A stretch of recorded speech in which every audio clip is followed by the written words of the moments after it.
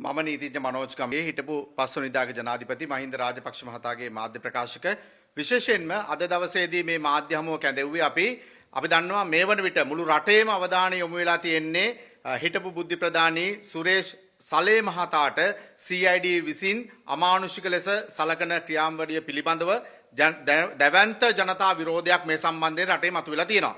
දැන් මෙතනදී බොහෝ දෙනාගේ අවධානය යොමු නොවුණු කාරණා කීපයක් පිළිබඳව තමයි මම අවධානය යොමු කරන්න උත්සාහ කරන්නේ. විශේෂයෙන්ම අපි දන්නවා මේ වන විට එළි වෙලා තියෙන අධිකරණ හමුවේදී වෛද්‍ය වාර්තා අනුව ස්වාධීනව මෙම සුරේෂ් සලේ මහතාට දැවැන්ත ලෙස ක්‍රූර වධහිංසනයට CID තුල භාජනය කරනවා කියන කාරණේ. මෙය ඉතාමත් බරපතල තත්වයක් වන්නේ ශ්‍රී ලංකා ආණ්ඩුක්‍රම ව්‍යවස්ථාවේ 11 වෙනි වගන්තියේ ක්‍රූර වධහිංසනය කියන දේ ඉතා පැහැදිලිව දක්වලා තියෙනවා වරදක් විදියට. ඒක ආණ්ඩුක්‍රම ව්‍යවස්ථාවට දැන් අපි දන්නවා සාමාන්‍යයෙන් වෙනත් අපරාධ නීති සම්බන්ධයෙන් අපරාධ නඩු විධාන සංග්‍රහය තියෙනවා. හැබැයි ක්‍රූර වධහිංසනය කියන දේ ශ්‍රී ලංකා ආණ්ඩුක්‍රම ව්‍යවස්ථාවට රටේ උත්තරීතර නීතියට ඇතුළත් කරන හේතුව මොකද්ද? ඒ උත්තරීතර නීතියට ඒක ඇතුළත් කරන හේතුව තමයි මේ කියන නීතිය කිසිසේත්ම කිසිවෙකුටත් බලය කඩ කිරීමේ අයිතියක් නැහැ. එහෙමනම් CID එකට හෝ මේ රටේ ජනාධිපතිතුමාට හෝ එහෙම නැත්නම් වෙනත් කවර පාර්ශ්වයකට හෝ ක්‍රූර වධහිංසනය අනුමත කරලා එහෙම නැත්නම් වධහිංසාවට මිනිහෙක් භාජනය කරලා Tamanට අවශ්‍ය දේ දැනගන්නකම් ඒ මිනිහට වධ දෙන්න අයිතියක් නැහැ. ඒ විතරක් නෙමෙයි මේ හිතෙන බරපතලම කාරණය. මම මේ අවස්ථාවේදී හෙළිදරව් කරන්න. මේ ක්‍රූර වධහිංසනය සම්බන්ධයෙන් එක්සත් ජාතීන්ගේ සංවිධානයේ ක්‍රූර වධහිංසනය පිළිබඳ සම්මුති පනතක් තියෙනවා. මේ සම්මුති පනතට ශ්‍රී ලංකාව අස්සන් තියලා තියෙනවා. ඒ විතරක් නෙමෙයි සිවිල් හා දේශපාලන අයිතිවාසිකම් සම්මුති පනත කියලා වෙනත් තවත් පනතකටත් ශ්‍රී ලංකා රාජ්‍ය අස්සන් කරලා තියෙනවා. එහෙමනම් මේකේ තියෙන බරපතලකම කුමක්ද?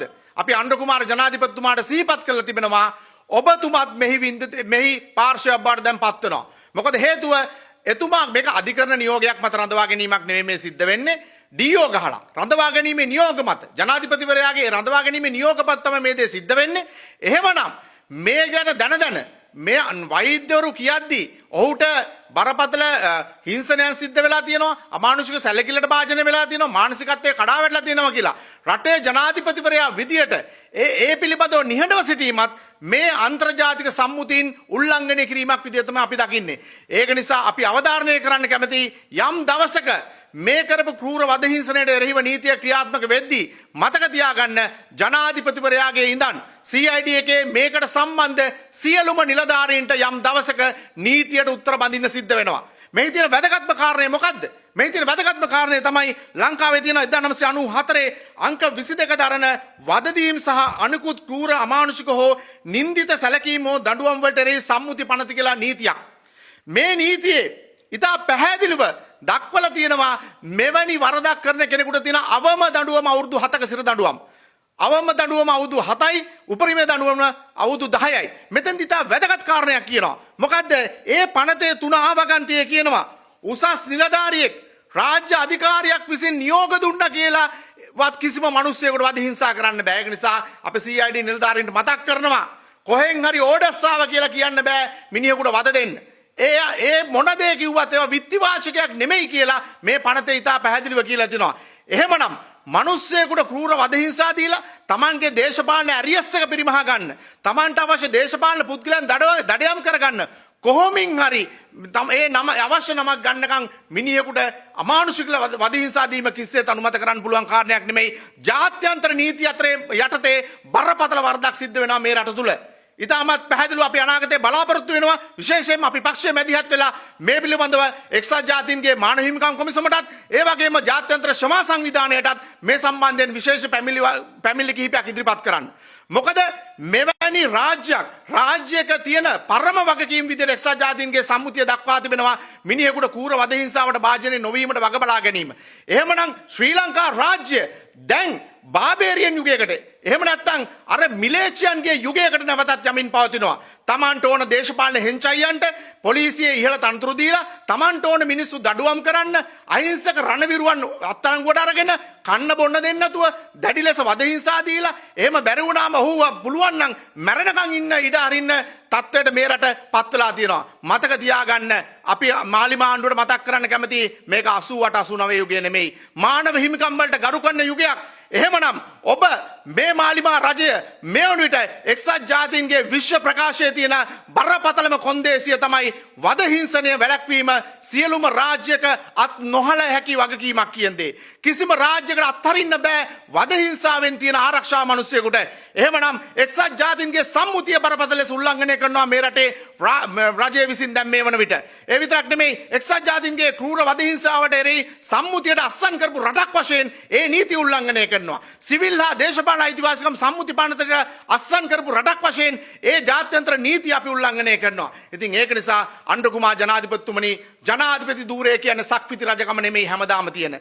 ඒක නිසා මතක තියාගන්න ඔබතුමා නීතියට යටත් ඔබතුමා මේ බලයට එන්න ඉස්සෙල්ලා කියපු දේ තමයි ජනාධිපතිවරයා නීතියට යටත් කියන්නේ. එහෙමනම් ජනාධිපතිතුමනි මිනිහෙකුට ක්‍රූර වද හිංසා කරන්න ඉඩ දීලා තමන්ගේ අස්සන යොදලා එමිණට තව වද හිංසා දෙන්න කාලය දික් කළ දුන්නට ඒකට ඔබතුමාටත් යම් දවසකදී නීතියට උත්තර බඳින්න වෙනවා. ඒ විතරක් නෙමෙයි අපරාධ පරීක්ෂණ දෙපාර්තමේන්තුවේ නිලධාරීන්ට පොලිසිය නිලධාරීන්ට අපි කියනවා මේ ඔබට මා කියපු නීති රීති අනුව මතක තියාගන්න ඉහලින් ඕඩර්ස් ආපු පළියට මේව කරන්න යන්න එපා. මොකද දවසක මේ සලයට වඩා අමාරු වැටෙන්න සිද්ධ වෙනවා මේවට අනුබල දෙන්න මේ සියලුම නිලධාරීන්ට. සලේව රඳවාගෙන සිටි අංශයේ සියලුම නිලධාරීන්ට මේ ක්‍රූර වද හිංසනය ගැන දවසක උත්තර බඳින්න සිද්ධ වෙනවා. ඉතින් ඒක නිසා අපි කියන්න කැමති අපි දැඩි ලෙසලා දකිනවා මේ ක්‍රියාදාමයේ පිළිකුල් මිලේච්ඡ බාබේරියන් යුගයට යන ක්‍රියාදාමයක් විදිහට තමයි අපි මේක දකින්නේ. ඒ විතරක් නෙමෙයි මම මෙතෙන්දී අවධානය යොමු කරනවා මෙතෙන්දී අපි දැක්කා අද දවසේ සිරිල් ගාමිණී පියතුමා ඉතා වැදගත් ප්‍රකාශයක් කරනවා. එතුමා ඉතා හොඳ දෙයක් කියනවා. ඒක තමයි මේ පාස්කු වින්දිතයන්ට නියම සත්‍ය දැනගන්න වින්දිතයන්ට අයිතියක් තියෙනවා කියලා. අපි පිළිගන්නවා පියතුමනි. වින්දිතයන්ට අයිතියක් තියෙනවා නියම සත්‍ය දැනගන්න. හැබැයි ඔබතුමාලට ඕන සත්‍යවත් මාලිමා රජයට ඕන සත්‍යවත් අපරාධ පරීක්ෂණ දෙපාර්තමේන්තුවේ අධ්‍යක්ෂකට ඕන සත්‍යවත් නෙමෙයි නියම සත්‍ය කියන්නේ. සිරිල් ගාමිණී පියතුමනි මම ඔබතුමාගේ ඉතා ගෞරවයෙන් ඉල්ලා සිටිනවා පාස්කු වින්දිතයන්ට නියම සත්‍ය දැනගන්න අවශ්‍ය තොරතුරු කිහිපයක් මම ඔබගෙන් ඉල්ලා සිටිනවා. මෙන්න මේ තොරතුරු ටිකට අවශ්‍ය ආම්පන්න ටික මම අද දවසේ ලබා දෙනවා. ඔබතුමා කරුණා කළා පාස්කු වින්දිතයන්ට සාධාරණ ඉෂ්ට කරනවා නම් මගේ මේ ප්‍රශ්න වලට ප්‍රසිද්ධ මාධ්‍ය හමුවත් තියලා උත්තර දෙන්න. අංක 1 මඩකලපුව මහේස්ත්‍රාත් අධිකරණයේ B276 අංක 17 කියන සහරාන්ට විරුද්ධව පැවති නඩුවක් තියෙනවා. මේ නඩුවේදී අල්ලියාරන්දියේ ගැටුම ඔබ දන්නවා. ඒ සම්බන්ධයෙන් තමයි මේ කියලා ප්‍රකාශයක් කරගෙන ආවා කියලාත් කියන්නේ.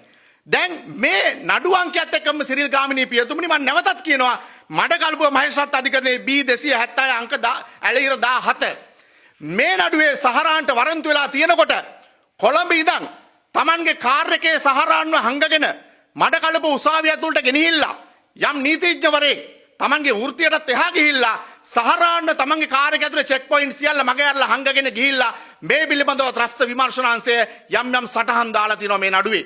අධිකරණයට කරුණු ඉදිරිපත් කළා තියෙනවා නීතිඥවරයෙක් ගැන. කරුණා කළා පාස්කු වින්දිතයන්ට සත්‍ය දැන ගැනීමට අවශ්‍ය නම් සිරිල් ගාමිණී පියතුමනි දැන් ජනාධිපතිතුමාගේ උපදේශකෙක් විදිහට කටයුතු කරපු ඒ නීතිඥයාගේ නම හෙළි කරන්න වින්දිතයන්ට කරුණා කළා කියන සහරාන්ගේ ලෝය කවුද කියලා වින්දිතයන්ට දැනගන්න අයිතියක් තියෙනවා. මරාගෙන මරුනේ සලේ නෙමෙයි සිරිල් ගාමිණී පියතුමනි මරාගෙන මරුනේ සහරාන් ප්‍රහාරය සැලසුම් කරේ සහරාන්. එහෙනම් සහරාන්ට නීතියනුත් එපිටට ගිහිල්ලා උදව් කරපු දැන් ඉන්න ජනාධිපතිතුමා ගාවේ ඉන්න මාලිමා ආණ්ඩුවේ නීතිඥවරයාගේ නම කියන්න පාස්කු වින්දිතයන්ට දැනගන්න ඔබතුමාට අවශ්‍ය නම් නියම සත්‍ය පාස්කු වින්දිතයන්ට කියන්න. දෙවැනි කාරණේ මම ඔබතුමාට කියනවා. එදා පාස්කු ප්‍රහාරයේ පිළිබඳ පරීක්ෂණයේ එල්දරව් වෙනවා සාරා ජැස්මින් ත්‍රස්ත විමර්ශන කොට්ටාශය විසින් නුවර එළියේදී අත්අඩංගුවට ගන්න ගියාම CID එකේ නිලධාරියෙක් කතා කරලා කියනවා ඕක අපේ පරීක්ෂණයක් උඹලා ඵලයල්ලා හැරිලා සාරා ජැස්මින් අත්අඩංගුවට ගන්න එපා කියලා. ඊට පහුවෙන්ද සහරාන් නැවිලා සාරා ජැස්මින් අරගෙන යනවා. එදා සාරා ජැස්මින් අත්අඩංගුවට ගත්තනම් ත්‍රස්ත විමර්ශන කොට්ටාශය මේ ප්‍රහාරය සිද්ධ වෙන්නේ නැහැ. මොකද සාරා ජැස්මින්ට වමාරිනවා මේ ප්‍රහාරයේ සියලු තොරතුරු. එහෙමනම් සිරිල් ගාමිණී පියතුමනි නියම සත්‍ය දැන ගැනීම සඳහා මේ අහිංසක පාස්කු ප්‍රහාරයේ වින්දිතයන්ට කියන්න හොයලා කියන්න ඔබතුමන්ලගේ සම්බන්ධතාවත් එක්ක කවුද CID එකෙන් කතා කරපු නිලධාරියා සාරා ජැස්මින් අත්අඩංගුවට ගන්න එපා ඒක පරීක්ෂණය අපේ කියලා. කරුණාකරලා කියන්න මේ රටේ නියම සත්‍ය දැනගන්න පාස්කු වින්දිතයන්ට. ඒ විතරක් නෙමෙයි මම ඔබතුමන්ට කියනවා සිරිල් ගාමිණී පියතුමනි බෝම්බ හැදුවේ මතක තියාගන්න ඉබ්‍රහීම් නානාගේ කර්මාන්ත ශාලාවේ මාලිමාවේ ජාතික ලයිස්තු අපේක්ෂක ඉබ්‍රහීම් නානාගේ කර්මාන්ත ශාලාවේ බෝම්බ හැදුවේ සලේ මහත්තයා නෙමෙයි සිරිල් ගාමිණී පියතුමනි. බෝම්බ හැදුවේ JVP ජාතික ලයිස්තුවේ ඊබ්‍රාහිම් නානාගේ තඹ කර්මාන්ත ශාලාවේ. තඹ කර්මාන්ත ශාලාවේ සැකකරුවෝ මට මතක විදියට 7 දෙනෙක් අත්අඩංගුවට ගන්නවා. මේ ප්‍රහාරය සිද්ධ වුණාම ඒ 7 දෙනාව සති දෙකක් යන්න ඉස්සෙල්ලා CID එක අප නොදීමට විරුද්ධ වෙලා අප දීමට විරුද්ධ නොවි නිදහස් කරන්න එක වෙනවා CID එක. කවුද CID එක ඒකට අනදීපු නිලධාරියා කියලා පාස්කු වින්දිතයන් කියන්නේ තමන්ගේ ඥාතියා තමන්ගේ දුව තමන්ගේ පුතා මරා දාන්න බෝම්බ හදපු JVP එකේ ඊබ්‍රාහිම් නානාගේ තබකම්මලේ ඒ මිනිසුන් අත්අඩංගුවට ගලාගෙන අර සාමාන්‍යයෙන් අපි දන්නවා ගමේ කෙහෙල් කන කපපු හොරාවත් සාමාන්‍යයෙන් දවස් 14ක් රඳවාගෙන ප්‍රශ්න කරනවා සමහරක් පොලිසියෙන් එහෙම නැත්නම් ඔහුව රක්ෂිත බන්ධනාගාරගත කරනවා. හැබැයි බෝම්බ හදපු මේ අහිංසක මිනිස්සුන්ගේ 300 ගාණක්ගේ ජීවිත විනාශ කරන්න බෝම්බ හදපු JVP එකේ ඊබ්‍රාහිම් නානාගේ තඹකම්මලේ මිනිස්සු ටික අත්අඩංගුවට අරගෙන සති දෙකක් යන්න ඉස්සෙල්ලා අප දෙනවට විරුද්ධ නොවි බී වාර්තා දාපු නිලධාරියාගේ නම කියන්න සිරිල් ගාමිණී පියතුමනි කරුණාකරලා මාධ්‍යට අවිල්ලා කරුණාකරලා සලේ වල්ල ගන්න ඉස්සෙල්ලා මේ දේවල් රටේ ජනතාවට හෙළි කරන්න. ඒ විතරක් නෙමෙයි කරුණාකරලා ඔබ වහන්සේ කියන්න එදා ශානි අබේසේකර මහත්මයා කියනවා රංජන් රාමනායකත් එක්ක ඊබ්‍රාහිම් නානා මේ ප්‍රහාරය ගැන දැනගෙන ඉන්නේ නැති තමන්ගේ දරුවෝ ගෙවල් ඇතුලේ බෝම්බ පුරවා ගත්තේ බෝ තාත්තා කෙනෙක් නොදැන ඉන්න කාරණයක් තියනවාද? ඒ මිනිහා මේකට සම්බන්ධයි කියලා.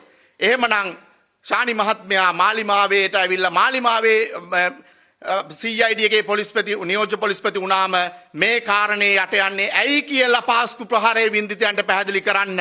ඊබ්‍රාහිම් නානා සුද්ධවන්තයෙක් වෙන්නේ කොහොමද කියලා කරුණාකරලා කියන්න.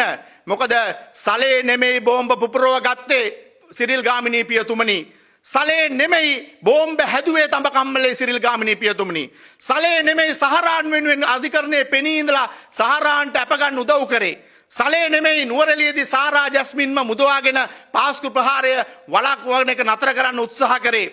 සලේ නෙමෙයි තමන්ගේ මේස උඩට ආවම හෙට උදේ ගහනවා කියලා සලේ බුද්ධි වාර්තා එව්වම ඒවා නොසලකා හැරියේ දැන් ඉන්න මේ ආණ්ඩුවේ නිලධාරියෙක් ඉන්නවා. ඒ නිලධාරියා සිරිල් ගාමිණී පියතුමනි කොලේ වහලා ගහන්න එපා කරුණා කරලා. මේ රටේ ජනතාවට ඔබතුමා කියනවා වගේ ඇත්ත දැනගන්න අයිතියක් තියෙනවා.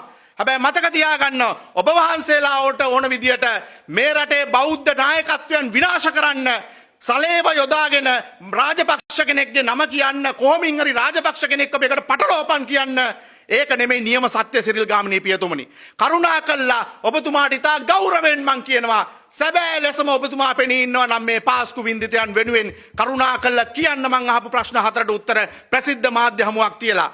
ඒ විතරක් නෙමෙයි සිරිල් ගාමිණී පියතුමනි මට මේක කියන්න අයිතියක් තියෙනවා.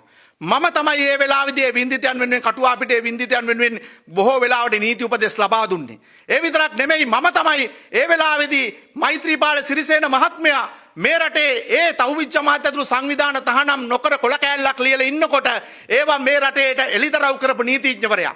ඒක නිසා ඒ අහිංසක මිනිස්සු වෙනුවෙන් ඇත්තටම පෙනී සිටි නීතිඥවරයෙක් ඉදිරිය මම තමයි තඹකම්මලේ මිනිසුන් ඒ සැකකරුවන් ඉක්මනින්ම අපදීලා ගෙදර යවුවම ඊට විරුද්ධව හඬක් නගපු නීතිඥවරයා. ඒක නිසා මට වේදනාවක් තියෙනවා ඔබතුමාට වගේම මේ වින්දිතයන්ට සාක්ෂිය සාධාරණත්වය ඉෂ්ට කරන්න. ඒක නිසා සිරිල් ගාමිණී පියතුමනි කරුණාකරලා මං අහපු දේවල්ට උත්තර දෙන්න මම නැවතත් මතක් කරන්නම්. මඩ කලපුවේ B276 සහරාන්ගේ නඩුවට සහරාන්න කොළඹිදන් හංගංගිය මාලිමාවේ නීතිඥවරයාගේ නම කියන්න වින්දිතයන්ට.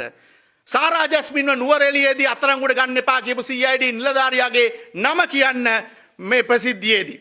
ඒ වගේම ඊබ්‍රාහිම් නානාගේ තඹකම්මලේ බෝම්බ හදපු ඒ තඹකම්මලේ මිනිස්සුන්ට සති දෙකක් යනකොට අප දෙන්න බී වාර්තා දාපු නිලධාරියාගේ නම කියන්න මේ රටේ අහිංසක පාස්කු ප්‍රහාරයෙන් වින්දිතයන්ට.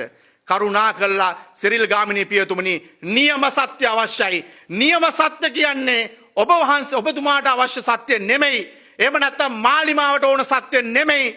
නියම සත්‍ය කියන්නේ නියම සත්‍යයට මතක තියාගන්න. බෝම්බ පුපුරවපු ඊබ්‍රාහිම් නානා හිටිය අපේ ජාතික පොහොට්ටුවේ ජාතික ලැයිස්තුවේ නෙමෙයි. ඒ වගේම තොරතුරු නොසලකා හරපු රවි සෙනවිරත්න මහත්මයා හිටියේ පොහොට්ටුවේ නෙමෙයි. ඒ වගේම පාස්කු ප්‍රහාරය වළක්වා ගන්න අසමත් වුණා කියපු CIDගේ අධ්‍යක්ෂකවරයා හිටියේ අපේ පොහොට්ටුවේ නෙමෙයි. බෝම්බ පුපුරව ගත්ත සහරාන් හිටියේ පොහොට්ටුවේ නෙමෙයි. ඉතින් ඒක නිසා සිරිල් ගාමිණී පියතුමනි ඒ සියල්ලටම නීති ආධාර දීපු නීති උපදෙස් දීපු කරුණාකරලා මාලිමාවේ නීතිඥවරුන්ගෙනුයි මාලිමාවේ උපදේශකවරුන්ගෙන් අහන්න ඔබතුමා ගිහිල්ලා නියම සත්‍ය මොකක්ද කියලා. කරුණාකරලා අහන්න. ඉතින් ඒක නිසා මම ඊටා ගෞරවයෙන් කියනවා. රටේ යුද්ධය ඉවර කරන්න බුද්ධි තොරතුරු දීපු අහිංසක මිනිහෙක්ට නොකා නොබී වද දෙන එක අනුමත කරන්න යේසුස් වහන්සේගේ ප්‍රතිපත්තිය නෙමෙයි සිරිල් ගාමිණී පියතුමනි. සුදු බයිබලයේ කියන්නේ සතුරාටත් ප්‍රේම කරන්න කියලා. ඒක නිසා ශෛලොක් වෙන්න එපා, මස්රාත්තලම ඉල්ලන්න එපා. මස්රාත්තලම ඔබතුමාලට ඕන මස්රාත්තලම ඉල්ලන්න එපා. මේ අහිංසකයෙකුට දසවද දීලා මාලිමාවට ඔබ වහන්සේලාට ඕන රාජපක්ෂ කෙනෙක් දඩයම් කරනකම් කාට හරි වද දීලා නමක් ගන්න ඕන නම් ඒ ක්‍රියාදාමය කරන්න එපා. ඇමරිකාවේ FBI සංවිධානය ඇතුළු මේ ලෝකේ තියෙන බුද්ධි සංවිධාන කීපයක්ම තහවුරු කරලා තිනවා මේ ISIS සංවිධානයේ ප්‍රහාරයක්. ඒ විතරක් නෙමෙයි ISIS සංවිධානයේ නායකයා ඒ පිළිබඳව සහරාන්ට ඒ කාලෙදී මට මතකදී ස්තුතිය පළ කරලා තියෙනවා. ඉතින් එවැනි තත්ත්වයක් තිබියදී තමන්ට ඕන විදියට මේ රටේ දේශපාලන නායකත්වයන් විනාශ කරන්න දේශපාලනයට උදව් කරන්න යන්න එපා කියන ආයාචනය සිරිල් ගාමිණී පියතුමනි මම ඔබට කියනවා.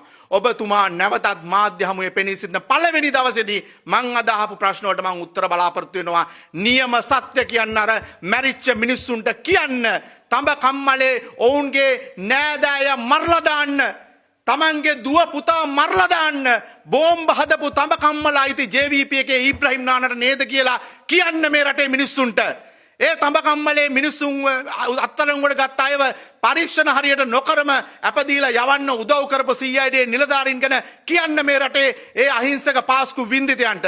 ඒක නිසා පාස්කු වින්දිතයන්ගේ මේ අහිංසක කඳුළු තවදුරටත් විකුණන් කන්න එපා. කරුණාකරලා Tamanගේ පහත් දේශපාලන අරමුණු වෙනුවෙන් මේ දේ කරන්න එපා. මේ දේ විකුණන් කෑම නතර කරන්න. ඒ වගේම දැඩි ලෙස නැවතත් මේ සලයට මේ හිංසාවන් කිරීම පිළිබඳව හෙලා දකින්න අපි.